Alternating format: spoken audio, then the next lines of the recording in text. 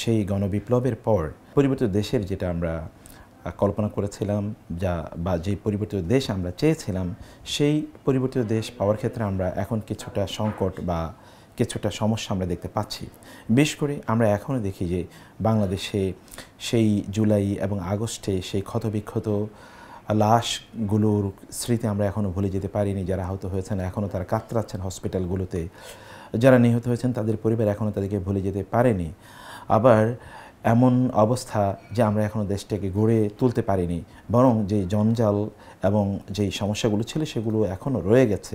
আবার যারা অপরাধ করেছে, অন্যায় করেছে, তাদেরকে বিচারের আওতায়ও নিয়ে আসা যায়নি। অন্যদিকে বাংলাদেশের অর্থনীতিকে যারা পর্যদস্ত করেছে এবং ভঙ্গুর করে দিয়েছে, সেই অর্থ কিন্তু ফিরে নিয়ে আসার এরকম চেষ্টা করা হয়নি। যারা অপরাধী তাদেরকে বিচারের আওতায় এখনও নিয়ে আসার সুযোগ হয়নি। এতে করে বহু জটিলতা আমাদের সামনে আছে। কিন্তু এত জটিলতার পরেও আমরা চেয়েছিলাম বাংলাদেশে বিগত বছরগুলোতে শিক্ষা ব্যবস্থাকে একেবারে ধ্বংস করে দেওয়া হয়েছে, সেটাকে নতুন করে গঠন করা, সেটাকে পরিমার্জন করা, সংস্কার করা, পরিবর্তন করা, যুগোপযোগী করা এবং মানুষের জন্য কল্যাণকর করার জন্যে আমরা প্রত্যাশা করেছিলাম এমন একটি অবস্থা তৈরি হবে। কিন্তু আনফর্চুনেটলি এমন ব্যক্তিরা এখন শিক্ষা সংস্কারের দায়িত্বে রয়েছেন বা এমন অনেককে দায়িত্ব প্রদান করা হয়েছে যাদের ব্যাপারে স্পষ্ট করে দিনদার ব্যক্তিদের পক্ষ থেকে ইসলাম বিদ্বেষ অথবা সমকামিতা প্রমোট করার এইরকম অভিযোগ তাদের বিরুদ্ধে রয়েছে। সে সকল ব্যক্তিরা এখানে তাদেরকে ইনক্লুড করা হয়েছে এবং সেই কারণে আমরা আমাদের ভবিষ্যৎ প্রজন্ম নিয়ে আমরা খুবই শঙ্কিত। আবার আগের মতো আমরা শঙ্কিত, আমরা আশঙ্কিত, আতঙ্কিত অবস্থায় আছি এবং এই কারণে আমরা যারা রাষ্ট্র পরিচালনার দায়িত্ব নিয়েছেন তাদের কাছে আমরা দাবি তুলছি যে আপনারা অবশ্যই যারা চিহ্নিত শাহবাগী চেতনার অধিকারী, ইসলাম বিদ্বেষী অথবা যারা যে সমকামিতাকে প্রমোট করছে এরকম ব্যক্তিরা যারা আছেন, অবিলম্বে তাদেরকে এখান থেকে উইথড্র করতে হবে, কমিটিকে সংস্কার করতে হবে। যারা শিক্ষা বুঝেন প্রকৃত অর্থে তাদেরকে সেখানে কমিটিতে ইনভলভ করতে হবে, ইনক্লুড করতে হবে। বিশেষ করে এখানে ইসলামিক স্কলার, ইসলামিক শিক্ষাবিদ, ওলামায়ে কেরাম, এর মধ্যে যারা শিক্ষা নিয়ে অনেক বেশি কাজ করেন এরকম কয়েকজনকে এখানে ইনক্লুড করতে হবে, অন্তর্ভুক্ত করতে হবে। কারণ এখানে নিশ্চয়ই মাদ্রাসা শিক্ষার সংস্কারের বিষয় এখানে থাকবে। স্কুল, কলেজ, ইউনিভার্সিটিগুলোতে ইসলামিক শিক্ষা বা নৈতিক শিক্ষা, মূল্যবোধের শিক্ষা কী দেওয়া হবে। আবার এখানে যে শিক্ষা সিলেবাস করা হবে, সেই সিলেবাস বা শিক্ষার যে দর্শন থাকবে সেখানে রাষ্ট্রবিরোধী কিছু থাকবে কিনা, অথবা সেখানে দিন ধর্মবিরোধী, মানুষের ধর্মীয় অনুভূতি বিরোধী কোনো কিছু থাকবে কিনা, এগুলো দেখবে কারা? এগুলো দেখার জন্য নিশ্চয়ই এমন লোকজন লাগবে যারা এই বিষয়গুলো ব্যাপারে পারদর্শী, যারা এগুলোর ব্যাপারে তাদের কোনো আগ্রহ নাই, ইন্টারেস্ট নাই, অথবা এগুলোকে তারা এমনিতেই তাদের কনসিডারেশনে রাখে না, বরং তারা ভয়াবহভাবে সেকুলার অথবা সেই সেকুলারদের তল্পা বাহক বা তাদের দর্শনধারী যারা, তাদেরকে তো এখানে রাখার কোনো প্রশ্নই আসে না। সেখানে আমরা প্রথমেই এই বিষয়টি প্রত্যেকের দৃষ্টি আকর্ষণ করছি। তারপর আমাদের কাছে একজন প্রশ্ন করেছেন, বিশেষ করে এখন মুম্বাইতে যেটি ঘটছে, এখানে রাসূলুল্লাহ সাল্লাল্লাহু আলাইহি ওয়াসাল্লামকে নিয়ে কটূক্তি করা হয়েছে এবং সেই বিষয়কে কেন্দ্র করে পুরো বিশ্ব ফুঁসে উঠেছে। বিশেষ করে আমরা দেখেছি চলো মুম্বাই নামে যে স্লোগান, হ্যাশট্যাগ শুরু হয়েছে, সে ব্যাপারে আমাদের বক্তব্য কী বা মন্তব্য কী? আমরা এক নম্বর বলবো যে ইসলামে আমাদের কাছে আমাদের নবীর সম্মান, মর্যাদা, এটি আমাদের ঈমানের সমতুল্য, ঈমানের সমান এটি। অর্থাৎ আমাদের ঈমান হচ্ছে আমাদের রাসূল সাল্লাল্লাহু আলাইহি ওয়াসাল্লামের মর্যাদা রক্ষা করার সমতুল্য।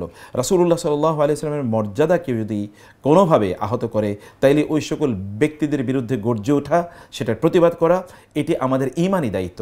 আল্লাহ রাসূল সাল্লাল্লাহু আলাইহি ওয়াসাল্লামকে ভালোবাসা, এটা ঈমানের শ্রেষ্ঠতম পর্যায়, এটি ঈমানের দাবি, এটি ঈমান। আল্লাহ সুবহানাহু ওয়া তাআলাকে ভালোবাসা, তার রাসূলকে ভালোবাসা, তার রাসূলকে অনুসরণ করা এবং তার রাসূলের মর্যাদাকে রক্ষা করা। ফলে ঈমানের দাবি হচ্ছে রাসূলের মর্যাদাকে রক্ষা করা। গোটা পৃথিবী জুড়ে 200 কোটি মুসলমান যখনই রাসূল ইসলামের বিরুদ্ধে কেউ কথা বলে অথবা তার সম্মান বা মর্যাদা কেউ আহত করার চেষ্টা করে, তখন আমরা এটা বুঝে নিই সে আল্লাহর বিরুদ্ধে বিদ্রোহ করেছে। কারণ আল্লাহ তাআলা তার রাসূলের ব্যাপারে বলেছেন, ওয়া ইন্নাকা লাআলা খুলুকিন আযীম। তিনি বলেছেন, কুল ইন কুনতুম তুহিব্বুনাল্লাহ ফাত্তাবিউনি ইউহিব্বুকুমুল্লাহ। যদি তোমরা আল্লাহকে ভালোবাসো বলে দাবি করে থাকো, তাহলে তোমরা আমাকে অনুসরণ করো। আল্লাহ রাসূল সাল্লাল্লাহু আলাইহি ওয়াসাল্লামের ব্যাপারে আল্লাহ বলেছেন, মা আতাকুমুর রাসূলু ফাখুযুহু ওয়া মা নাহাকুম আনহু ফান্তাহু। তোমাদের রাসূল তোমাদেরকে যা বলেছেন তা তোমরা গ্রহণ করো, যা করতে তোমাদেরকে নিষেধ করেছেন তা প্রত্যাখ্যান করো। আতিউল্লাহ ওয়া আতিউর রাসূলা, তোমরা আল্লাহর আনুগত্য করো, রাসূলের আনুগত্য করো। মানে আতাআর রাসূলা ফাকাদ আতাআ আল্লাহ, যে রাসূলের আনুগত্য করে সে মূলত আল্লাহর আনুগত্য করে।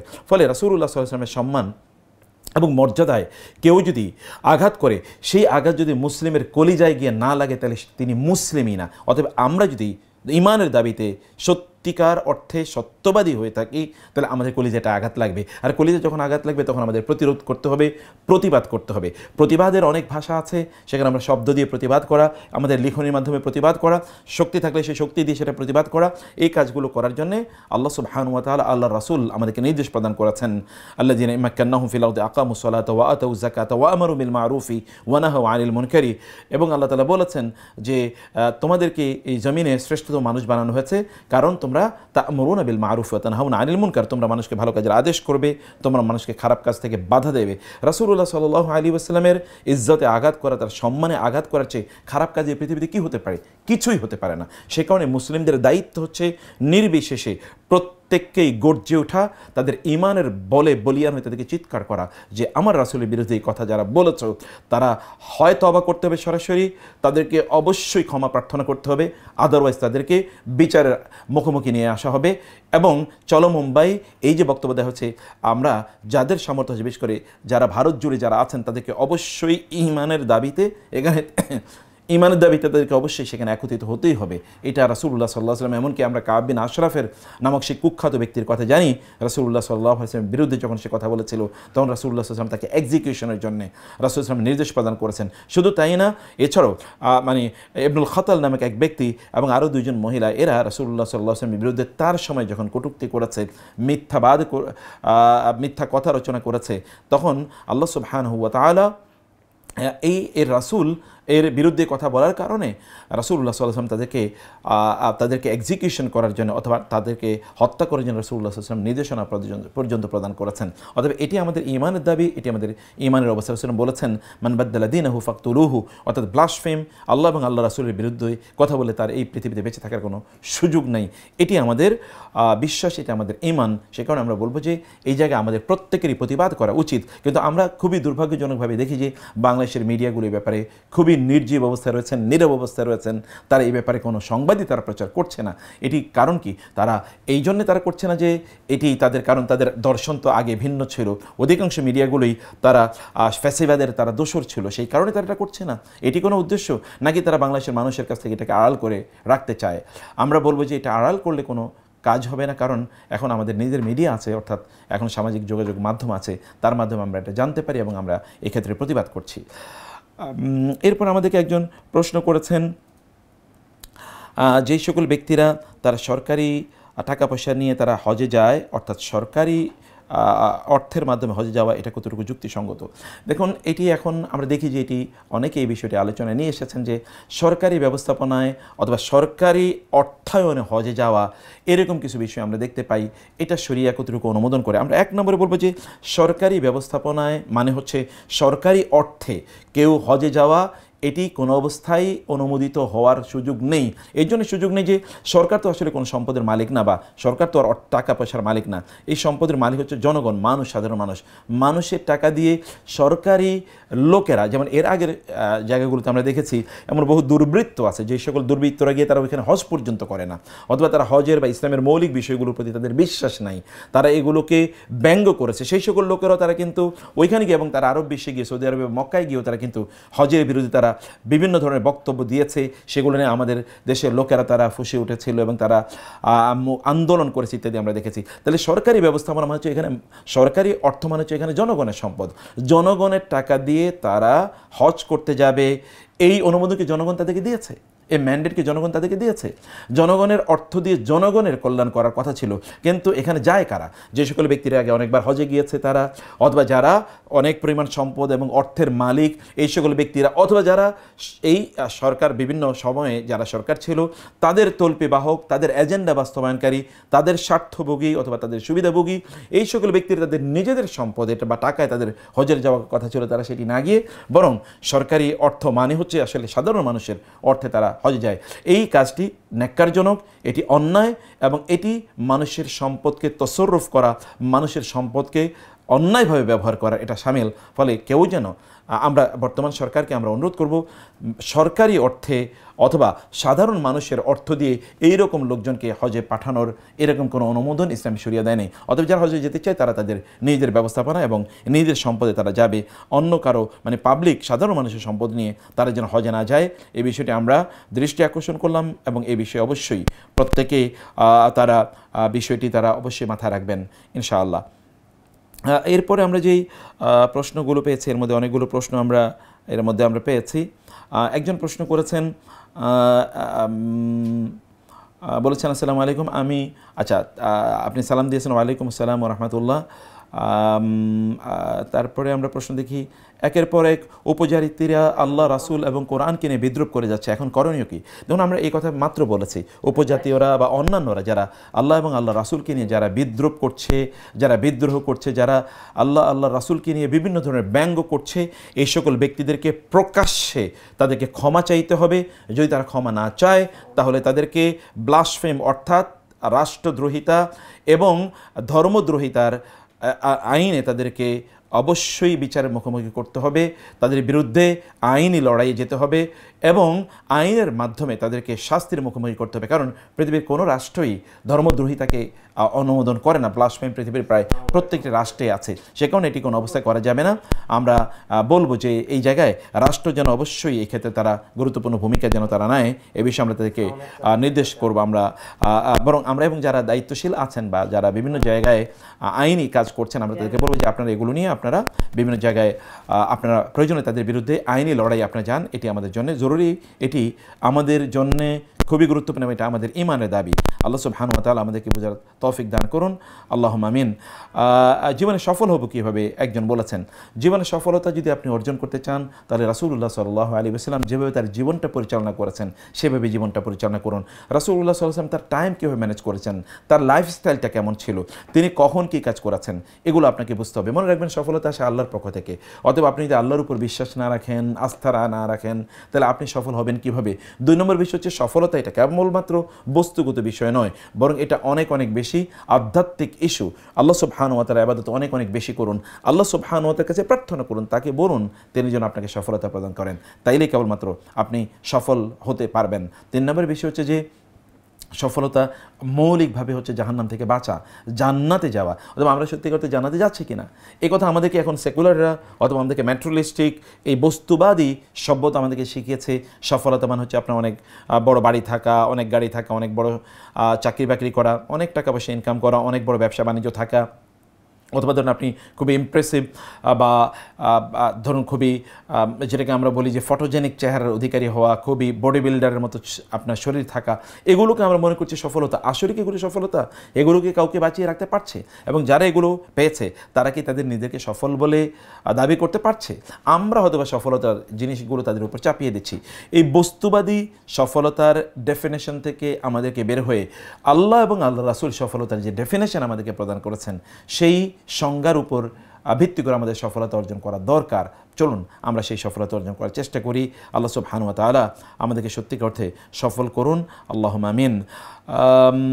তারপরে বলেছেন, আমার একটা প্রশ্ন, একটি লোক যদি কোনো মানুষের দেনা থাকে এবং অবস্থা যদি এমন হয় যে সে মানুষ মারা গিয়েছে, যা তখন তার দেনাটা ফ্যামিলি বলে দেবে, যদি দিতে 3 মাস 4 মাস সময় নেয় তাহলে কি এর ভিতরে কবরে থাকা লোক শাস্তি পাবে? আচ্ছা, বুঝতে পেরেছি যে আপনি বলতেছেন যে কেউ কারো কাছ থেকে টাকা ধার নিয়েছে কিন্তু তিনি দিতে পারেন নাই, তিনি মারা গিয়েছেন। এর মধ্যে উত্তরাধিকারীরা তারা সিদ্ধান্ত নিয়েছেন যে এটা পে করবেন। তিনি যদি এর মধ্যে মারা যান, 3-4 মাস যদি টাকা দিতে দেরি হয় তাহলে তিনি কবরের জন্য শাস্তি পাবেন কিনা। দেখুন, এখানে প্রশ্ন হচ্ছে তিনি যদি এই ব্যক্তি সত্যিকার অর্থে তিনি তার সামর্থ্য ছিল না, এই কারণে তিনি দিতে পারেন নাই, অথবা তার যদি সামর্থ্য ছিল তিনি যদি না দিয়ে থাকেন তাহলে তিনি অন্যায় করেছেন। আর যদি তার সামর্থ্য ছিল না তাহলে তো তিনি অন্যায় করেন নাই, বরং এখানে তার সমস্যা ছিল। আর তার আত্মীয় স্বজনের দায়িত্ব হচ্ছে এই ব্যক্তির মৃত্যুর পর তার সম্পদ বিক্রি করে প্রয়োজনে তার ঋণ পরিশোধ করা, অথবা তার রেখে যাওয়া সম্পদ থেকে ঋণ পরিশোধ করা। এটা 1 নম্বর দায়িত্ব ছিল। 2 নম্বর হচ্ছে তার ওসিয়ত পূর্ণ করা। 3 নম্বর হচ্ছে তার দাফন কাফনের ব্যবস্থা করা। এরপরে যে সম্পদগুলো থাকবে এগুলো তারা ভাগ বন্টন করে নেবেন। ফলে তাদের পরবর্তী উত্তরসূরি যারা তারা সিদ্ধান্ত নিলে এই দেনা পরিশোধ করার জন্য যদি সিদ্ধান্ত নেন এবং এতে যদি প্রসেসের কারণে কিছু সময় লেগে যায়, তাহলে ওই ব্যক্তি এর জন্য শাস্তি পাবেন না ইনশাআল্লাহ। আর যদি তারা প্রসেসের কারণে এমনিতেই তারা সিদ্ধান্ত নেন যে তারা দেবেন না, তাহলে ওই ব্যক্তির জন্য জবাবদিহি করতে হবে। যদি তার এখানে অবহেলা থাকে অথবা তার প্রজন্মকে যদি তিনি বলে না যান, তার আত্মীয়স্বজনকে যে ওরা আমাদের কাছে টাকা পাবে, যদি বলে না যান, তাহলে এর জন্য তাকে অবশ্যই আল্লাহ তাআলার কাছে তাকে জবাবদিহি করতে হবে। বিভিন্ন জন বিভিন্ন জায়গা থেকে দেখছেন, সেটি আপনারা বলেছেন। আচ্ছা, ভোট দেওয়া যাবে কিনা একজন প্রশ্ন করেছেন। দেখুন, প্রশ্ন হচ্ছে যে ভোট দেওয়ার আগে আপনি হয়তো বা গণতন্ত্রের কথা বলবেন যে গণতন্ত্র করা যাবে কিনা। আচ্ছা, ধরুন আপনি যদি ভোট না দেন তাহলে কী হবে? ভোট তো হচ্ছে আপনার রায় আপনি প্রকাশ করা। আপনি কি আপনার রায় প্রকাশ করছেন না? নিশ্চয়ই আপনি সকল ক্ষেত্রে আপনার মত প্রকাশ করছেন। ফলে এখানে রাষ্ট্র পরিচালনার ক্ষেত্রে কারা রাষ্ট্র পরিচালনা করবে এই জায়গায় কি আপনার দায়িত্ব নাই? এখানে কি আপনি বলবেন না? অবশ্যই আপনি বলবেন কারা রাষ্ট্র পরিচালনা করবে। আপনি বললেন না, কিন্তু দুর্বৃত্তরা এসে আপনার পরিচালনা করলো। আপনি বললেন না যারা ইসলাম বিদ্বেষী তারা পরিচালনা করলো, তখন তো দায় আপনাকে নিতে হবে, আপনাকে দায়িত্ব নিতে হবে। এই কারণে মতামত ব্যক্ত করা, যেমন ওমর রাদিয়াল্লাহু তাআলা আনহু তার খেলাফতের সময়, মানে তিনি খলিফা নির্বাচিত হওয়ার আগে আবু বকর রাদিয়াল্লাহু তাআলা আনহু অন্যদিকে জিজ্ঞেস করেছেন আমি ওমরকে খলিফা নিযুক্ত করতে চাই। আবার ওমর রাদিয়াল্লাহু তাআলা আনহু তার ইন্তেকালের সময় 6 জনের একটি আমরা যদি বলি এটি একটা নির্বাচনী অ্যাসেম্বলি মানে কনস্টিটিউয়েন্সি তিনি তৈরি করে দিয়েছেন। অর্থাৎ তিনি 6 জন এর একটা ইলেকশন কমিশন তৈরি করে দিয়েছেন, যারা পরবর্তী খলিফা কারা হবে সেটা নির্ধারণ করবেন। তাহলে ওমর রাদিয়াল্লাহু তাআলা আনহুর গঠিত এই ইলেকশন কমিশন তারা অন্য সাধারণ মানুষের কাছে জিজ্ঞেস করেছে কারা তাদের প্রায়োরিটির মধ্যে বা প্রেফারেন্সের মধ্যে বা তাদের পছন্দের তালিকায় কারা রয়েছেন। কেউ কেউ হযরত ওসমান রাদিয়াল্লাহু তাআলার কথা বলেছেন, কেউ আলী রাদিয়াল্লাহু তাআলা আনহু এর কথা বলেছেন। ওসমান রাদিয়াল্লাহু তাআলা আনহুর পক্ষে অধিকাংশ লোকের মত থাকার কারণে ওসমান রাদিয়াল্লাহু তাআলা আনহু পরবর্তীতে খলিফা হিসেবে তিনি নির্বাচিত হয়েছেন। ফলে আমরা দেখি যে আপনি তো আপনার মত দেবেনই, আপনি বলবেন না যে আপনার দায়িত্বকে পালন করবেন, এটা তো আপনার অধিকার না, কেবল এটা আপনার দায়িত্ব বটে। ফলে আপনি যদি এই কাজটি না করেন, তাহলে আলেমদের মধ্যে অনেকেই এই কথা মনে করে এটি তখন আপনি ফরজ লঙ্ঘন করলেন। কারণ আপনার মতামত না দেওয়ার কারণে সেখানে অপরাধীরা, ইসলাম বিদ্বেষীরা, দিন বিদ্বেষীরা, এই সকল ব্যক্তিরা সেখানে চলে আসলো। হ্যাঁ, আপনি হয়তো বলতে পারেন যে আপনার এলাকায় যদি খুবই ভালো কোনো মানুষ যদি সেখানে ধরুন ইলেকশন বা নির্বাচনে না দাঁড়ায়, তাহলে আপনি কী করবেন? আপনি তখন আর দেবেন না। কিন্তু এখানে একজন ভালো মানুষ আছে, দিনদার মানুষ আছে, যারা দিনের কথা বলে, কেবলমাত্র আপনার পছন্দের মানুষ তিনি না দেখে তিনি দিনের কথা বলা সত্ত্বেও আপনি তাকে সমর্থন করছেন না, তাহলে তো আপনি অন্যায় করছেন। তাহলে দিন প্রতিষ্ঠা করা অথবা দিনই কাজ করা রাষ্ট্রীয় পর্যায়ে দিন আপনি সমাজেও দিন প্রতিষ্ঠা করবেন, মসজিদে দিন প্রতিষ্ঠা করবেন, তাওহীদের কথা আপনি বলবেন। তো তাওহীদ তো নিচ থেকে যেমনিভাবে প্রতিষ্ঠা করা যায়, উপর থেকেও প্রতিষ্ঠা করা যায়। যারা নিচ থেকে প্রতিষ্ঠা করুক তারাও তার সঠিক পথে আছে, উপর থেকে যারা প্রতিষ্ঠা করুক তাদেরকে তো আপনি বলতে পারেন না যে তারা অন্যায় পথে বা তারা ভুল পথে আছে। তো ফলে আপনি সেখানে একজন ভালো লোককে আপনি নির্বাচন করুন, যিনি কমপক্ষে আপনার তাওহীদের বিরোধিতা করবেন না, যিনি পার্লামেন্টে হয়তো বা ধরুন শুকরের মাংস অথবা ধরুন সেখানে জেনা ব্যভিচার বা মদ, মাদকদ্রব্য ইত্যাদির পক্ষে তিনি আইন পাশ করবেন না, অথবা রাষ্ট্রকে সত্যিকার অর্থে ইসলাম বিবর্জিত করবেন না, ইসলামিস্টদের উপর জুলুম অত্যাচারের স্টিম রোলে চালিয়ে দেবেন, এরকম লোক সেখানে যেতে পারবেন না। কমপক্ষে তো আপনি আপনার বক্তব্যটা সেখানে আপনি উপস্থাপন করতে পারবেন। সে কারণে এই জায়গায় আপনি আমাদেরকে মনে রাখতে হবে যে এখানে আমাদের অবশ্যই দায়িত্ব রয়েছে, আমরা সেখানে যেন দায়িত্ব পালন করি। আল্লাহ তাআলা আমাদেরকে বোঝার তৌফিক দান করুন, আল্লাহুম্মা আমিন। আলেমদের মিডিয়া চ্যানেল পত্রিকাইতে থাকা খুবই জরুরি, এটি খুবই সত্য কথা আপনি বলেছেন। আলেমদের নিজস্ব মিডিয়া, নিজস্ব চ্যানেল, পত্রিকা ইত্যকার জিনিস থাকা দরকার। কিন্তু খুবই আনফর্চুনেটলি আপনি দেখেছেন বাংলাদেশের সেই স্বাধীনতার পর থেকে শুরু করে অধিকাংশ সময় এই রাষ্ট্র পরিচালনা করেছে এমন ব্যক্তিরা যাদের মধ্যে ইসলামের প্রতি ঠিক সেরকম ভালোবাসা ছিল না, বরং পরবর্তীতে আমরা প্রায় গত বহু বছর পর্যন্ত দেখেছি তারা সত্যিকার ইসলাম বিদ্বেষ তারা লালন করত। এবং এই কারণে আয়নাগর থেকে শুরু করে আপনি প্রত্যেকটা জায়গায় দেখেছেন যে যেখানেই ইসলামিস্টরা সেখানে ছিল সেখানে বরং তাদের উপর জুলুম নির্যাতনের স্টিম রোলার চাপিয়ে দেওয়া হয়েছে। বিশ্ববিদ্যালয়গুলোতে সেখানে ইসলামের কথা বলা যেত না, এমনকি স্কুল কলেজে ইসলামিক স্টাডিজ সেখানে বন্ধ করে দেওয়া হয়েছে। বিভিন্ন জায়গায় ইসলামী শিক্ষকগুলোকে নিয়োগ দেওয়া হতো না, ইসলামিক স্টাডিজের বিভিন্ন ডিপার্টমেন্ট সেখানে খুলতে দেওয়া হতো না। মাদ্রাসাগুলোর বিরুদ্ধে বিভিন্ন ধরনের চক্রান্ত এবং ষড়যন্ত্র চালানো হয়েছে। মসজিদে নামাজ পড়তে গেলেও সেখানে তাদেরকে বিভিন্নভাবে মার্কিং করা হতো। ইত্যকার একটা পরিবেশ তৈরি করা হয়েছে। তো ফলে আলেমদেরকে এগুলো থেকে দূরে রাখার জন্য সকল ধরনের পরিকল্পনা ছিল। আলহামদুলিল্লাহ একটা পজিটিভ এনভায়রনমেন্ট বা চেঞ্জ যেহেতু এসছে, আমরা আশা করছি আলেমরা এই ক্ষেত্রে তারা ভূমিকা পালন করবেন এবং তারা উদ্যোগী ভূমিকা নেবেন ইনশাআল্লাহ। একজন বলেছেন যে রাগের মাথায় তালাক দিলে কি তালাক হবে কিনা। প্রথমত হচ্ছে মানুষ তো রাগের মাথায় তালাক দেয়, অতএব তালাক রাগের মাথায় দিলে হবে না, এই বক্তব্যটি ঠিক নয়। 2 নম্বর বিষয় হচ্ছে যে তালাক দেয়ার একটা সুন্নাহ পদ্ধতি আছে, যে 3 মাসে তার স্ত্রী, ব্যক্তির স্ত্রী পবিত্র থাকা অবস্থায় তাকে তালাক দিতে হবে। এমনকি তিনি যদি প্রেগনেন্ট থাকেন তখন তাকে তালাক দেওয়া যায় না, তিনি যদি হাইজ অবস্থায় থাকেন তাহলে তাকে তালাক দেওয়া যায় না। একসাথে 3 তালাক দেয়, এটা একটা ফাসেদ তালাক, এটা সহি কোনো পদ্ধতি নয় তালাকের। ইত্যকার অনেকগুলো বিষয় আছে। এখন কোন অবস্থায় কাকে তালাক দিয়েছে আমরা তো জানি না। আপনি স্থানীয় কোনো আলেমের সাথে দেখা করুন, কথা বলুন এবং তার কাছ থেকে এই ব্যাপারে আপনি মতামত নেন ইনশাআল্লাহ। অনেকেই রাজধানী টিকাটুলি থেকে দেখছেন, বলছেন আচ্ছা গণতন্ত্রের মাধ্যমে পরিপূর্ণ শরিয়া চালু করা পসিবল কিনা। দেখুন ভাই, গণতন্ত্রের মাধ্যমে পরিপূর্ণ শরিয়া চালু করা এটা পসিবল নয়, এ কথা একান্তই সত্য। কারণ গণতন্ত্রের অনেক লুপহোল আছে, কিন্তু আপনি একেবারে পরিপূর্ণ শরিয়া চালু করতে পারলেন না, এটা হচ্ছে একটা দিক। আর একটা হলো কিছু শরিয়া আপনি চালু করলেন, কোনটি আপনি করবেন? একটা হচ্ছে এক ফোটা শরিয়া আপনি চালু করতে পারবেন না, আর হলো কিছু কিছু শরিয়া আপনি চালু করতে পারবেন এবং এর মাধ্যমে আপনি পরিপূর্ণ শরিয়া চালু করা আপনি পথে যাবেন। আপনি কোনটা করবেন? রাসূলুল্লাহ সাল্লাল্লাহু আলাইহি ওয়াসাল্লাম মক্কায় পরিপূর্ণ শরিয়া তিনি চালু করতে পারেন নাই। তার মানে কি রাসূলুল্লাহ সাল্লাল্লাহু আলাইহি ওয়াসাল্লাম মক্কায় তিনি বসেছিলেন, মদিনায় গিয়ে একেবারে প্রথম থেকেই তিনি সকল শরিয়া চালু করতে পারেন নাই, বা শরিয়ার সকল বিধান তখনও আসেনি। রাসূলুল্লাহ সাল্লাল্লাহু আলাইহি ওয়াসাল্লাম গ্র্যাজুয়ালি এটাকে চালু করেছেন। আপনি যদি মদের কথা বলেন, একসাথে আল্লাহ হারাম করেন নাই। আপনি যদি ঘুষের কথা বলেন, মানে সুদের কথা বলেন, আল্লাহ সুবহানাহু ওয়া তাআলা একসাথে এটিকে নিষিদ্ধ করেন নাই। এমনকি জিহাদের কথা যদি বলেন, আল্লাহ সুবহানাহু ওয়া তাআলা একসাথে জিহাদকে আমাদের উপর ফরজ করে দেন নাই, বরং তিনি বলেছেন ফাসদা বিমা তুমার ওয়া আরিদ আনিল মুশরিকিন। তিনি বলেছেন বারবার যে ফাসফাহিস সফহাল জামিল, তিনি প্রথমে ক্ষমা করতে বলেছেন, উপেক্ষা করতে বলেছেন, এরপর বলেছেন উযিনা লিল্লাযিনা ইউকাতালুনা বিআন্নাহুম যুলিমু, জুলুম যাদের উপর করা হয়েছে তাদেরকে যুদ্ধ করার জন্য অনুমতি দেওয়া হয়েছে।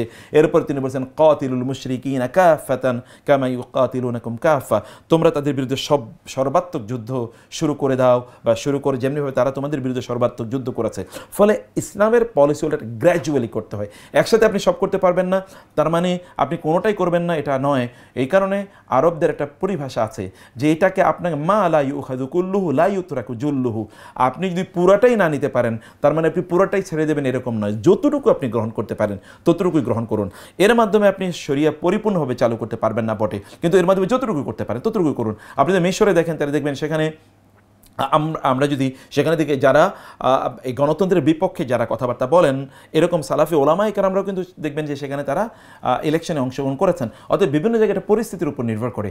আমি মনে করি বরং এখানে বাংলাদেশে যারা সালাফি আলেম আছেন এবং যারা হানাফি ওলামায়ে কেরাম রয়েছেন, যারা অন্যান্য বিভিন্ন জায়গায় যারা কাজ করছেন, প্রত্যেকে মিলে যদি একটা প্ল্যাটফর্ম তৈরি করি যে বাংলাদেশকে আমরা কমপক্ষে 50% শরিয়া করব, যেমন এখানে সুদ থাকবে না, যেমন এখানে ঘুষ থাকবে না, এখানে জেনা ব্যভিচার থাকবে না, যেমন ধরুন এখানে মদের কোনো মানে কাজ থাকবে না, যেমন এখানে ধরেন পর্দা ছাড়া আপনি যেমন মালয়েশিয়া অনেক কিছু করেছে এমন, অথবা ধরুন এখানে শরিয়া আপনি কিছু আইন চালু করেন, শরিয়া কোর্ট আপনি চালু করলেন, তো আপনি ওইখানে না গেলে কে কথা বলবে? আপনি মসজিদে থেকে কি আপনি শরিয়া কোর্ট চালু করতে পারবেন? তা তো পারবেন না। আপনি কি মসজিদে থেকে কি আপনি মানে ধরুন যে এখানে কোনো মদের বিপণন চলবে না, মাদক দ্রব্যের বিপণন চলবে না, এটাই করতে পারবেন? ফলে ইউনিট পাওয়ার, আপনাকে ক্ষমতা লাগবেই। যতটুকু আপনি গ্রহণ করতে পারেন ততটুকু গ্রহণ করবেন এবং গ্র্যাজুয়ালি আমরা সেটা যেন চালু করতে পারি, সেই পথে আমাদেরকে এগিয়ে যেতে হবে ইনশাআল্লাহ। আমরা মনে করি যে এটাই পদ্ধতি, এবং এই পদ্ধতিতে যদি আমরা আগাই ইনশাআল্লাহ তাহলে আমরা হয়তোবা যেই দিনের কথা আমরা বলছি সেই দিনকে আমরা এগিয়ে নিয়ে যেতে পারবো। আল্লাহ সুবহানাহু ওয়া তাআলা আমাদেরকে দিনের কথাগুলো বোঝার তৌফিক দান করুন, আল্লাহুম্মা আমিন। লা ইলাহা ইল্লাল্লাহ আল মালিকুল হাক্কুল মুবিন দোয়াটি কতটুকু সহি হাদিস দ্বারা প্রমাণিত আমরা জানি না। ঠিক এরকম দোয়ার কথা আমার মনে পড়ছে না। লা ইলাহা ইল্লাল্লাহুল হালিমুল আলিম, লা ইলাহা ইল্লাল্লাহু রাব্বুল আরশিল আযীম, লা ইলাহা ইল্লাল্লাহু রাব্বুস সামাওয়াতি ওয়াল আরদি ওয়া রাব্বুল আরশিল কারীম, এরকম অনেক দোয়া আছে। সেই দোয়াগুলো আমরা আপনাকে পড়ার জন্য বলবো ইনশাআল্লাহ। আচ্ছা, তারপরে বলেছেন ঠিক আছে, বিভিন্ন জায়গা থেকে আপনি দেখছেন সেই কথাগুলো আপনারা বলছেন, সেটি দেখছি। আচ্ছা, সর্বশেষ আমরা আরেকটি প্রশ্ন যেটা পাচ্ছি, জি আচ্ছা, এখানে অনেক বিভিন্ন জায়গায় যে মুসলিমদের বিরুদ্ধে চক্রান্ত বা ষড়যন্ত্র চলছে সেই বিষয়গুলো আপনার উল্লেখ করেছেন। সেই জায়গায় আমাদের করণীয় কি সেই বিষয়গুলো আপনার বলেছেন। আমরা এই ব্যাপারে বলেছি যে এখানে আমাদের করণীয় হচ্ছে আমাদের সামর্থ্য অনুসারে প্রতিবাদগুলো চালিয়ে যাওয়া, এবং আল্লাহ সুবহানাহু ওয়া তাআলা যেন আমাদেরকে অবশ্যই আল্লাহ দ্বীনের জন্য কাজ করার তৌফিক দান করেন, সেটি আমরা আল্লাহ সুবহানাহু ওয়া তাআলা এর কাছে প্রত্যাশা করছি। অনেকে দেখা যাচ্ছে আপনার এবং আব্দুল্লাহ ভাইয়ের জন্যে আবদুল্লাহ ভাইয়ের অন্য ঘরানার আলেমদের সাথে উঠা বসাকে কেন্দ্র করে নানান মতে বিভক্ত হতে দেখা যায়। তারা বলছেন সালাফগণ ভ্রান্ত আকীদা পোষণকারীদের সাথে উঠা বসা করতে নিষেধ করেছেন, যারা বিদাত করে তাদের সাথে নাকি উঠা বসা করা যাবে না। আপনার অবস্থান পরিষ্কার করার জন্য অনুরোধ করছি। দেখুন শিহাব খুবই গুরুত্বপূর্ণ একটি প্রশ্ন করেছেন। প্রথমত যে উত্তরটি আমরা বলি তাহলে যে দিন এর কাজ করা, দিনের কথা বলা, এটি তো সব জায়গায় বলতে হবে, তাই না? আচ্ছা আপনি বলুন তো, রাসূলুল্লাহ সাল্লাল্লাহু আলাইহি ওয়াসাল্লাম তিনি কি দাওয়াতি কাজে সব জায়গায় গিয়ে করেন নাই? রাসূলুল্লাহ সাল্লাল্লাহু আলাইহি ওয়াসাল্লাম কি মুশরিকদেরকে তিনি দাওয়াত দেন নাই, কাফেরদেরকে দাওয়াত দেন? আসলে দাওয়াত দেবেন কাকে? দাওয়াতের অঙ্গনিত হচ্ছে কাফের মুশরিকদেরকে আপনি দাওয়াত দেবেন। অতএব দাওয়াতের এটা তো আর নির্ধারিত কোনো ঘরানা না যে এই ঘরানায় গিয়ে আপনি দাওয়াত দেবেন, ওই ঘরানা দিয়ে আপনি দাওয়াত দেবেন না। আপনার দাওয়াতি কাজ তো আপনাকে সর্বত্র প্রত্যেকটা জায়গায় আপনাকে দাওয়াতি কাজ করতে হবে। 2 নম্বর বিষয় হচ্ছে যে আলেমদেরকে বিভিন্ন ঘরানায় বিভক্ত করা, এটি একটা ভয়াবহ একটি অন্যায় কাজ। এতে আপনি মুসলিমদের মাঝে বিভাজন তৈরি করছেন। এই বিভাজন তৈরি করা ইসলাম কোনোভাবে অনুমোদন করে না।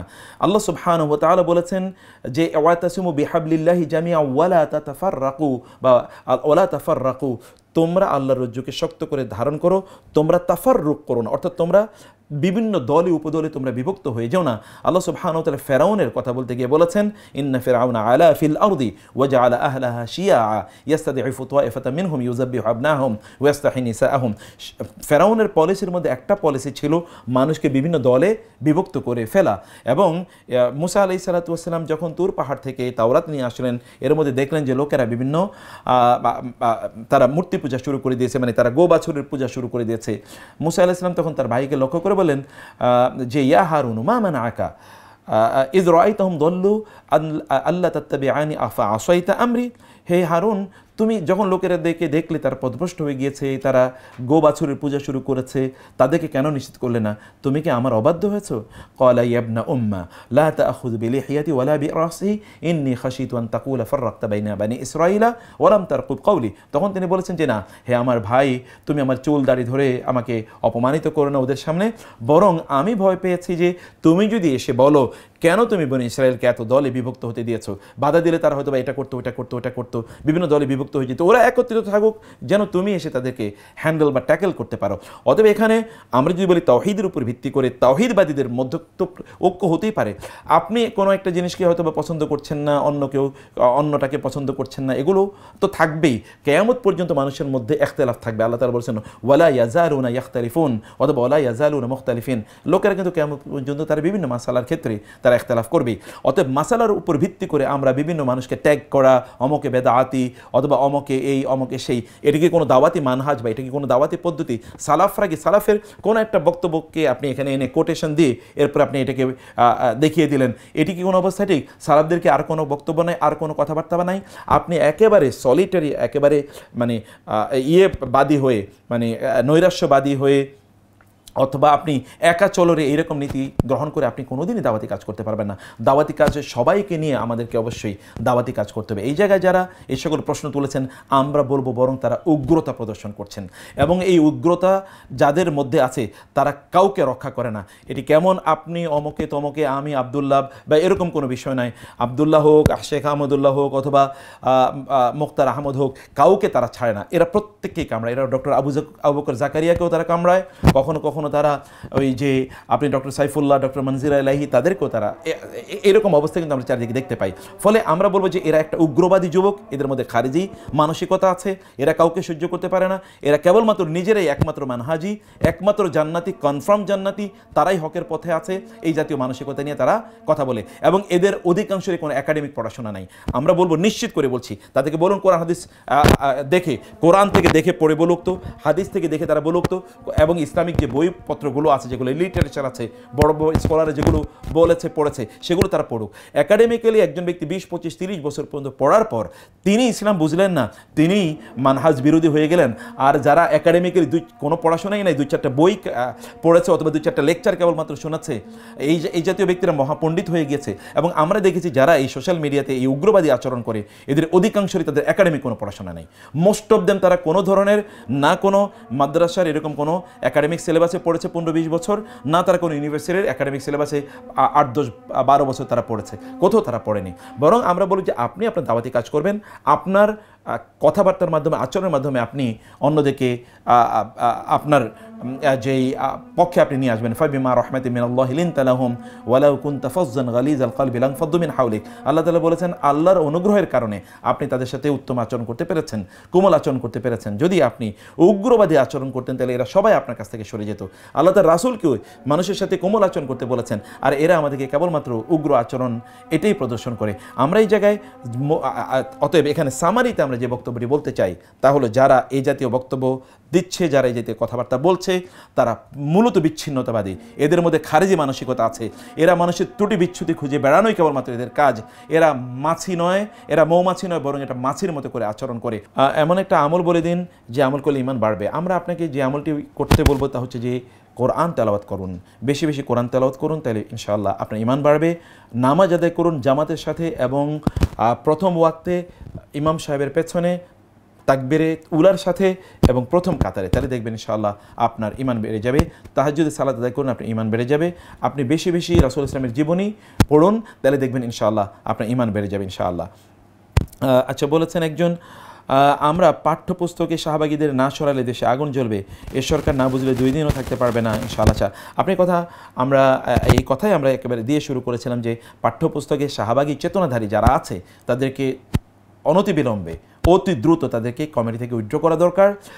এবং এখানে যারা শিক্ষা বুঝে এবং যারা দিন বুঝে, যাদের বাংলাদেশের প্রতি ভালোবাসা আছে, এখানকার স্বাধীনতার প্রতি তাদের কমিটমেন্ট আছে, এবং যারা বাংলাদেশকে আমাদেরকে নতুন করে স্বাধীন করে আমাদের হাতে উপহার দিয়েছে, যদি আমরা আবু সাঈদের কথা বলি, মুগ্ধদের কথা বলি, এরকম হাজার যারা মারা গিয়েছে, যারা আহত হয়েছেন, এদের প্রত্যেকের মধ্যে দিনী চেতনা ছিল। দিনী চেতনার কারণেই কিন্তু তারা এরকম একটি কাজ করতে পেরেছে, যেমন আবু সাঈদ বা মুগ্ধদের কথা বলছি।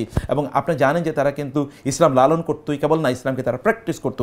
সত্যিকার তাদের কমিটমেন্ট ছিল যে বাংলাদেশে ইসলাম কায়েম হোক, এরকম একটা মানসিকতা এদের প্রত্যেকের মধ্যে ছিল। অতএব যাদের মাধ্যমে আমরা রাষ্ট্রটি পেয়েছি, তাদের থেকে প্রাপ্ত, তাদের মাধ্যমে প্রাপ্ত, তাদের রক্তে রঞ্জিত এই স্বাধীনতাকে দুর্বৃত্তরা আবার এটাকে হাইজ্যাক করবে, সেটা যেন কোনো অবস্থা না হয়, আমরা সে কথাই বলছি। এবং এটা আমাদের বড় ধরনের একটি দাবি। আমরা এই দাবি অনেকের কাছেই এই দাবি আমরা তুলে ধরেছি ইতিমধ্যে, আপনি জানেন। একজন বলেছেন, প্রিন্স সাদ বলেছেন, ভারতে থাকি, আমার পিতামাতা আমাকে জুলুম করে গালাগালি করে, একটু ভুল হলে আমাকে যা খুশি তাই বলে দেয়, আমি এখন কি করব? তাছাড়া তারা আমাকে ইসলাম মানতে দেয় না, নামাজ পড়তে দেয় না, এক্ষেত্রে আমার করণীয় কি? তাদের কথা মানলে কি কোনো গুনাহ হবে? এক নম্বর কথা হচ্ছে যে আপনার পিতামাতা যদি জুলুম করে তাহলে তার জালিম। জুলুম যিনি করেন না কেন তিনি পিতামাতা হলেও তিনি জালিম হতে পারেন। আর আপনি একটু ভুল করলে তারা আপনাকে গালিগালাজ করে, এটা তারা মহা অন্যায় করছেন। কারণ ভুল করলে গালিগালাজ করতে হয় না, বরং ভালোবাসা দিয়ে ভুল শুধরে দিতে হয়। পিতামাতা এটি অন্যায় করছেন। পিতামাতার কাজ হচ্ছে সন্তানদের ভুলগুলো শুধরে দেয়া এবং তাদেরকে সঠিক পথে পরিচালনা করা। এই গালিগালাজের ইস্যু নয়। আর 3 নম্বর হচ্ছে, তারা যদি আপনাকে ইসলাম মানতে না দেয়, তাহলে আপনি তাদেরকে মান্য করা আপনার জন্য বাধ্যতামূলক নয়। অর্থাৎ তখন আপনি বরং ইসলামকে মানা আপনার জন্য ফরজ, ইসলামের বাইরে অন্য কাউকে মানা আপনার জন্য ফরজ নয়। ফরজ তখনই হবে যদি তারা আপনার দায়িত্বশীল এবং তার ইসলামের অনুশাসন অনুযায়ী আপনাকে কোনো নির্দেশনা প্রদান করে। যেমন আপনার জন্য নামাজ আদায় করা ফরজ, আপনার পিতামাতা যদি আপনাকে নামাজের কথা বলে তাহলে সেই ক্ষেত্রে তাদের আদেশ আপনি মানতে পারবেন। কিন্তু আপনার পিতামাতা যদি আপনাকে বলে শিরক করেন, তাইলে ওই আদেশ মানা আপনার জন্য হারাম। বরং ওই আদেশ মানলে আপনি গুনাহগার হবেন। কোনো সওয়াব, এক ফোঁটা সওয়াব সেখানে নাই, বরং সেটা আপনার গুনার কারণ হবে। আমরা আপনাকে অনুরোধ করব, আপনার পিতামাতার জন্য আল্লাহ তাআলার কাছে দোয়া করুন, আল্লাহ সুবহানাহু ওয়া তাআলা যেন আপনার পিতামাতাকে হেদায়েত প্রদান করেন। আল্লাহুম্মা আমিন। আচ্ছা, আমার বোন বিভিন্ন অশ্লীল কর্মকাণ্ডে লিপ্ত রয়েছে, আমি এখন কি করতে পারি? আমি কি আমার বোনকে সংশোধনের উদ্দেশ্যে তার মেসেঞ্জার চেক করতে পারবো? না, আপনি তার মেসেঞ্জার চেক করবেন না, সেটি করার প্রয়োজন নেই। আপনি বরং আপনার বোনকে নাসিহা করুন এবং আপনার পিতামাতার কাছে আপনার বোনের ইস্যুটি তুলে ধরুন। আপনার পিতামাতা যেহেতু দায়িত্বশীল, তাদের কাছে আপনি বিষয়টি তুলে ধরুন এবং আপনার বোনকে আপনি নাসিহা করতে থাকুন। তিনি যদি এরপরেও কোনো অবস্থায় তিনি সেখান থেকে মানে ফিরে না আসেন অপরাধের জগৎ থেকে, তাহলে সেই ক্ষেত্রে আপনি তার মেসেঞ্জার বা অন্যান্য জিনিস চেক করতে পারেন এবং আপনার পিতামাতাকে নিয়ে আপনি এই সমস্যাটি সমাধান করার চেষ্টা করবেন ইনশাআল্লাহ। একই প্রশ্ন মারুফ শিহাব আমাদেরকে বলেছেন যে একটি প্রশ্নের উত্তর আমরা এটা বারবার দিয়েছি যে আব্দুল্লাহ বিন আব্দুর রাজ্জাক এবং আপনার বিভিন্ন প্রোগ্রামে একসাথে একত্রিত হওয়াকে নিয়ে অনেকেই কথা বলেছেন, আমরা এই বিষয়টি এর মধ্যে পরিষ্কার করেছি। জামাতে সালাত পড়ার সময় মাগরিবের সালাতে 2 রাকাত ও এই ইমাম ভুল করে সূরা ফাতিহা আস্তে পড়তে শুরু করলে কিভাবে লোকমা দিতে হবে, সুবহানাল্লাহ নাকি সূরা ফাতিহার প্রথম আয়াত বলতে হবে? দেখুন হাদিসে যেহেতু এসে সাব্বাহা মানে সে আসলে সুবহানাল্লাহ বলবে, অথবা আপনি সুবহানাল্লাহ বললেই হবে ইনশাআল্লাহ। আমার পিতামাতা আমাকে এটা আমরা বলেছি। আচ্ছা, আমি ইসলামের পথে চলতে চাই কিন্তু পারি না, অনেক গুণে চলার পথে করে ফেলাই, আচ্ছা চলার পথে অনেক গুনাহ করে ফেলাই, তখন আমার কাছে মাফ চাই, কেন জানি মনে হয় আল্লাহ আমাদের মাফ করে দেবেন, এতেই কোনো গুনাহ। আপনার কথাটা একেবারে বুঝে যায়নি, আপনি চলার পথে অনেক গুনাহ করে ফেলেন এরকম আপনি বলেছেন।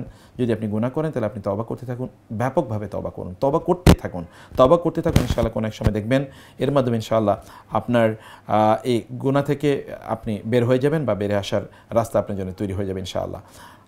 তারপরে বলেছেন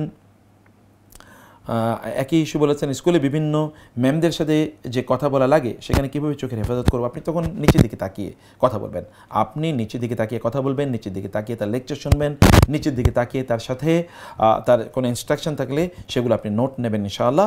আপনি তার দিকে তাকাবেন না, অর্থাৎ আপনি উপরের দিকে তাকাবেন ইনশাআল্লাহ। কেউ যদি আল্লাহ রাসূলকে নিয়ে বিদ্রুপ করে, আর আমার কাছে যদি এভিডেন্স থাকে, এটা মাত্র আমরা বলেছি, যদি আল্লাহ রাসূলকে নিয়ে কেউ কোনো বিদ্রুপ করে আর আপনার কাছে যদি এভিডেন্স থাকে, তাহলে আপনি এটি নিয়ে দায়িত্বশীল যারা আছেন তাদের সাথে আপনি দেখা করবেন এবং তাদেরকে আপনি বিষয়টি বলবেন ইনশাআল্লাহ। আমাদের মুসলিমদের ভিতরে হাজারো দল হয়ে গেছে, যেমন হেফাজতে ইসলাম, জামাতে ইসলাম, শিবির, ইসলামী আন্দোলন, এছাড়াও আর অনেকগুলো দল আছে। আমার প্রশ্ন হচ্ছে, আমরা তো মুসলিম, আমাদের মুসলিমদের দল হবে একটি, এতগুলো কেন? আমাদের তো ইচ্ছা কোরআনের আইন বাস্তবায়িত হোক, তাহলে কেন এতগুলো হবে? দেখুন, আপনি যেগুলো দল বলছেন এটা দলের ইস্যু না, বরং এগুলো প্রত্যেকের কাজের পদ্ধতি। যেমন ধরুন দেশেও অনেক বিশ্ববিদ্যালয় আছে, অনেক ধরনের শিক্ষা ব্যবস্থা আছে, বিভিন্ন ইস্যু আছে না, ব্যবসাও তো সবাই তো একরকম ব্যবসা করে না, মানে প্রত্যেকের তার দাওয়াতি কাজ সবাই একরকম করে না। যেমন আমরা দাওয়াতি কাজ করি কোরআন শিক্ষা দেওয়ার মাধ্যমে, হাদিস শিক্ষা দেওয়ার মাধ্যমে, বিশ্ববিদ্যালয়ের মাধ্যমে, কেউ আর মাদ্রাসায় পড়ায়, কেউ স্কুলে পড়ায়, কেউ মক্তবে পড়ায় না, বিভিন্ন জায়গায়, কেউ আবার মাহফিলে কাজ করে, কেউ হয়তো বা ধরুন টেলিভিশনে বক্তব্য রাখে, কেউ হয়তো পত্র পত্রিকায় লেখে, কেউ হয়তো বা ব্লগ লেখে, কেউ বই লেখে, সবাইকে আর একভাবে কাজ করে। কেউ ইউটিউবে হয়তো বা দিনের কথাবার্তা বলে বেড়ায়, কেউ হয়তো বা লেকচার দিয়ে বিভিন্ন জায়গায় সেমিনার সিম্পোজিয়াম করে বেড়ায়। প্রত্যেকেরই কাজের পরিধি অথবা প্রত্যেকেরই কাজের পদ্ধতি আলাদা, প্রত্যেকের মানহাজ আলাদা, প্রত্যেকের মানে আপনার কাজের যে ম্যাথোডোলজি এটি আলাদা। অতএব এটি আসলে কাজের ম্যাথোডোলজি, এটাকে আমরা দল উপদল ইত্যাদিতে বিভক্ত না করি, এটাকে আমরা দলাদলি না বলি, আমরা বলি যে এটা ইসলামের সৌন্দর্য। তিনি তার নিজের মতো করে ইসলাম এর কাজ করতে চান বা দাওয়াতি কাজ তিনি করতে চান। আপনি যেমনভাবে যারা ইউনিভার্সিটিতে লেকচার দেয় তাকে আপনি বলতে পারেন না যে তারা কেন মাহফিলে কথা বলে না, যারা মাহফিলে কথা বলে তাদেরকে আপনি বলতে পারেন যে আপনি ইউনিভার্সিটিতে কেন লেকচার দিচ্ছেন না।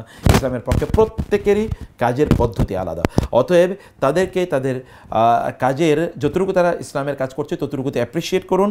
যদি কোনো ভুল থাকে তাহলে সেটা অত্যন্ত বিচক্ষণতার সাথে, ভালোবাসার সাথে, দিনদারির সাথে, এখলাসের সাথে, বুদ্ধিমত্তার সাথে, সুন্দর শব্দ চয়নের মাধ্যমে সেগুলো দায়িত্বশীলরা সেগুলো তাদেরকে বলে দেবে, অথবা যারা তাদের ভুলগুলো ধরতে পারেন তারা তাদের সাথে আলোচনা করে এগুলোকে সমাধান করার চেষ্টা করবেন।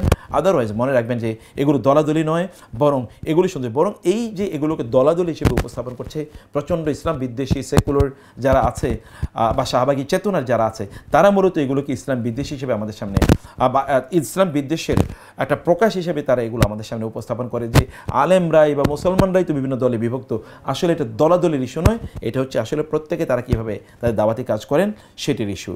এখানে ফরজ সালাতে একই সূরা দুইবার পড়ে ফেললে করণীয় কী হবে? সেক্ষেত্রে এক্ষেত্রে মাসালা মানে হানাফি মাযহাব অনুসারে আপনার নামাজটি মাকরুহ হবে, এতটুকুই। আর অন্যান্যদের মতে কোনো সমস্যা হবে না, কারণ আমরা জানি সহিহ বুখারী একটা বিখ্যাত হাদিস আছে যেখানে রাসূলুল্লাহ সাল্লাল্লাহু আলাইহি ওয়াসাল্লামের একজন সাহাবী তিনি প্রত্যেক রাকাতে ইমামতি করতে গিয়ে প্রত্যেক রাকাতে তিনি সূরাতুল ইখলাস তিনি পড়েছেন। যখন তাকে এসে রাসূল সাল্লামকে এসে অন্য সাহাবীরা বলেন যে তিনি প্রত্যেক রাকাতে সূরাতুল ইখলাস পড়েছেন, রাসূল সাল্লাম তাকে জিজ্ঞেস করলে তিনি বললেন আমি সূরাতুল ইখলাসকে ভালোবাসি। রাসূল সাল্লাম বললেন তোমার এই ভালোবাসি তোমাকে জান্নাতে নিয়ে যাবে ইনশাআল্লাহ, ফলে এতে কোনো সমস্যা নেই ইনশাআল্লাহ। তারপরে বলেছেন আচ্ছা আমরা ইন্ডিয়াতে আমরা যাবো কিনা সেটি আপনি বলেছেন ইনশাআল্লাহ। আল্লাহ সুবহানাহু ওয়া তাআলা যদি কল্যাণ রাখেন এবং আল্লাহ তাআলা যদি কবুল করেন তাহলে হয়তো বা কোনো এক সময় যাবো। আল্লাহ তাআলা আমাদের দাওয়াতি কাজগুলোকে আল্লাহ সুবহানাহু ওয়া তাআলা সবার কাজগুলোকে আল্লাহ সুবহানাহু ওয়া তাআলা কবুল করে নিন। আচ্ছা কেউ বলেছেন যে আচ্ছা আমার একটি সমস্যা আছে, সেটি হলো যে এমনভাবে ধোঁকা দেয় শয়তান, আমাকে এমনভাবে ধোঁকা দেয় যে আমার মন কেমনভাবে ঘুরিয়ে দেয় যে আমি আল্লাহ সম্পর্কে যা তা ভাবতে শুরু করি, আল্লাহ সন্তুষ্ট করার মতো এমন নানান ধরনের কটু চিন্তা করতে থাকি, তারপর আল্লাহ তাআলার কাছে তওবা করে ফেলি, কিন্তু বারবার তওবা করার পরেও আমার মনে সে আগের কথাগুলো বুকিয়ে দিতে থাকে। আমার তওবা করা উচিত, এটিও আমি জানি। এখন কি আল্লাহ তাআলা আমার উপর অসন্তুষ্ট হয়েছেন? আচ্ছা, এই বিষয়ে সন্দেহ সৃষ্টি হলে আমি কি করব? আমি পেরেশানির মধ্যে পড়ে যাই, করব কি? আচ্ছা ঠিক আছে, আমরা বুঝতে পেরেছি এটা মূলত একটা শয়তানের ধোঁকা এবং শয়তানের প্রবঞ্চনা। আপনি বেশি বেশি আউযু বিল্লাহি মিনাশ শাইতানির রাজিম এটি আপনি বেশি বেশি পড়বেন। আপনি যত বেশি আউযু বিল্লাহি মিনাশ শাইতানির রাজিম পড়বেন ইনশাআল্লাহ, তত বেশি আপনি এটা থেকে মুক্তি পাবেন। আল্লাহ সুবহানাহু ওয়া তাআলা আমাদের সবাইকে শয়তানের এই জাতীয় ধোঁকা এবং প্রতারণা ও প্রবঞ্চনা থেকে মুক্ত থাকার তৌফিক দান করুন, আল্লাহুম্মা আমিন। সন্তান তার উপার্জনের টাকা দিয়ে জায়গা জমি কিনেছে, বাবা মা তা দিতে চায়নি, এই জায়গা জমি ছাড়া আর তার কিছুই নাই, এমনকি কেনার মতো তৌফিকও নাই। এখন করণীয় কি? এখন করণীয় হচ্ছে সাবিত তিনি বলেছেন, সাবিত আপনি আপনার পিতামাতা আপনাকে যে মানে সম্পদ দিচ্ছে না, এটা তারা একটা অন্যায় করছেন বটে, কিন্তু মনে রাখবেন যে আপনি আপনার সম্পদের মালিক কিন্তু সত্যি করতে আপনার পিতামাতাই। অথবা আপনার পিতামাতার দায়িত্ব হচ্ছে এখানে যেহেতু আপনার শ্রম আছে বেশি, অথবা ধরুন আপনি শ্রম দিয়েছেন, আপনার কাজ হচ্ছে আপনার পিতামাতা, আপনার দায়িত্ব হচ্ছে আপনার পিতামাতাকে বিষয়টা বোঝানো এবং তাদেরকে নাসিহা করা। এই ক্ষেত্রে প্রয়োজনে অন্য কোনো কাউকে নিয়ে তাদেরকে নাসিহা করুন, কিন্তু মনে রাখবেন যে আপনি উপার্জন করেছেন বলেই কেবলমাত্র আপনি মালিক, আপনার পিতামাতা সেখানে কোনো মালিক নয়। এই মানসিকতা ইসলামী মানসিকতা নয়, কারণ আপনাকে জন্ম দিয়েছে আপনার পিতামাতা, বড় করেছে পিতামাতা, আপনার পেছনে তাদের হিউজ খরচ আছে, সম্পদ ব্যয় করেছেন, সময় ব্যয় করেছেন, জীবন ক্ষয় করেছেন, ফলে সেই পিতামাতার প্রতি আপনার দায় আছে না? এই কারণে রাসূল সাল্লাল্লাহু আলাইহি ওয়াসাল্লাম বলেছেন আনতা ওয়া মালুকা লি আবিকা, তুমি এবং তোমার সম্পদের মালিক তোমার পিতামাতা।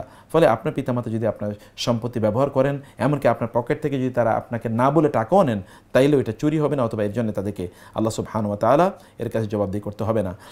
তো আমরা আজকে অনেকগুলো প্রশ্ন এখানে পেলাম এবং প্রশ্নগুলো উত্তর দেওয়ার চেষ্টা করেছি আলহামদুলিল্লাহ। আমরা ইনশাআল্লাহ আগামী লাইভে ইনশাআল্লাহ আপনাদের প্রশ্নগুলো উত্তর দেওয়ার চেষ্টা করব। তখন পর্যন্ত আল্লাহ সুবহানাহু ওয়া তাআলা সবাইকে অনেক অনেক ভালো রাখুন এবং কল্যাণে রাখুন। হাযা ওয়া সাল্লাল্লাহু সুবহানাহু ওয়া তাআলা নবিনা মুহাম্মদ ওয়া আলিহি ওয়া সাহবিহি আজমাইন। সুবহানাকা আল্লাহুম্মা ওয়া বিহামদিক আশহাদু আল্লা ইলাহা ইল্লা আনতা আস্তাগফিরুকা ওয়া আতুবু ইলাইক। ওয়া আসসালামু আলাইকুম ওয়া রাহমাতুল্লাহি ওয়া বারাকাতুহু।